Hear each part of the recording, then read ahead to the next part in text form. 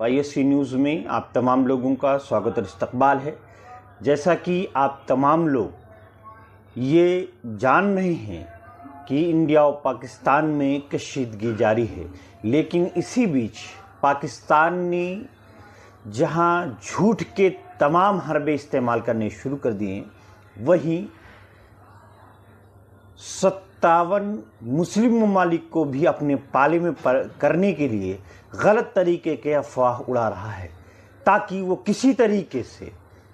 चाहे वो मुसलमानों की सिंपैथी के तरीके से हो या दीगर कोई भी ज़राए हो, वो तमाम ममालिक को अपने पक्ष में कर ले।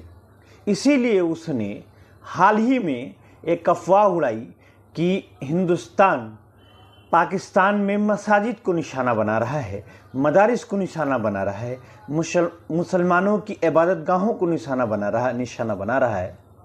लेकिन इसके जवाब में हिंदुस्तान की लेफ्टिनेंट कर्नल और जो फ़िलहाल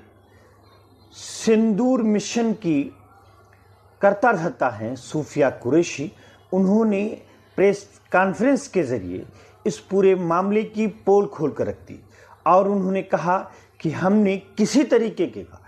कोई भी न इबादतगाह को निशाना बनाया, न किसी अवाम के घर को निशाना बनाया, बल्कि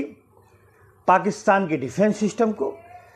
पाकिस्तान के दिगर ज़राए को, जहां से वो दहशतगर्दी फैलाता है, और फ़ौज के उन तमाम अड्डों को निशाना बनाया जहां से दहशतगर्दी को बढ़ावा मिल रहा है। आप लोग खुद ही सूफिया कुरैशी के इस बयान को सुने, उसके बाद आगे बात की जाएगी। पाकिस्तान के एक प्रेस कॉन्फ्रेंस में ये बात की गई थी कि उनके सीनियर मिलिट्री ऑफिसर्स,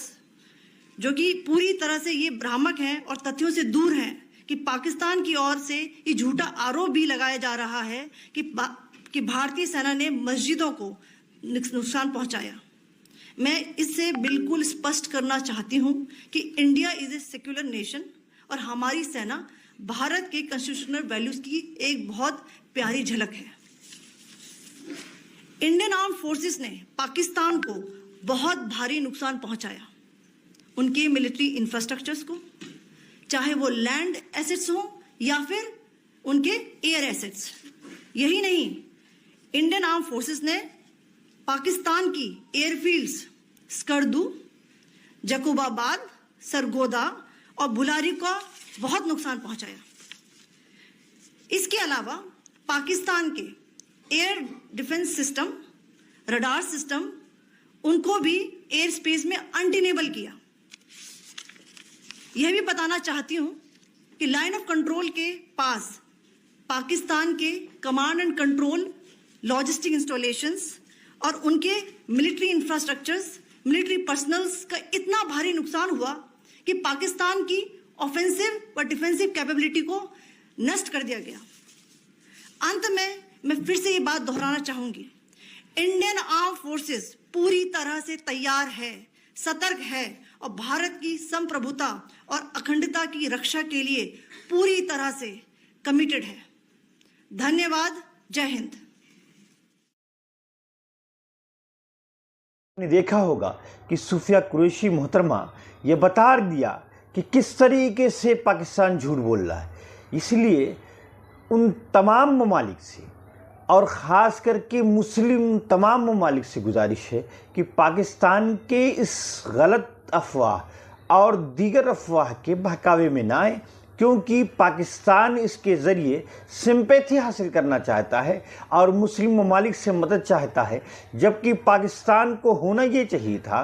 कि वो हिंदुस्तान से समझौता करता, हिंदुस्तान से बात करता कि आइंदा इस तरह की दहशतगर्दी हम नहीं करेंगे, हम दहशतगर्दी को बढ़ावा नहीं देंगे, क्योंकि इसमें मासूम लोगों की जानें जाती हैं, मासूम लोगों की तलाफ़ी होती है। इसलिए इस तरीके की चीज़ें बजाय करने के पाकिस्तान सिंपैथी हासिल कर रहा है, यानी अब भी उसकी ये मंशा है, उसकी ये चाहत है कि किसी तरीके से वो अब बरकरार रह जाए और वो मज़ीद दहशतगर्दी को बढ़ावा दे। इसीलिए अगर कोई मुल्क इसके साथ खड़ा होता है, ख़ास करके मुस्लिम ममालिक खड़े होते हैं, तो समझ रखना कि वो दहशतगर्दी को बढ़ावा दे रहे हैं।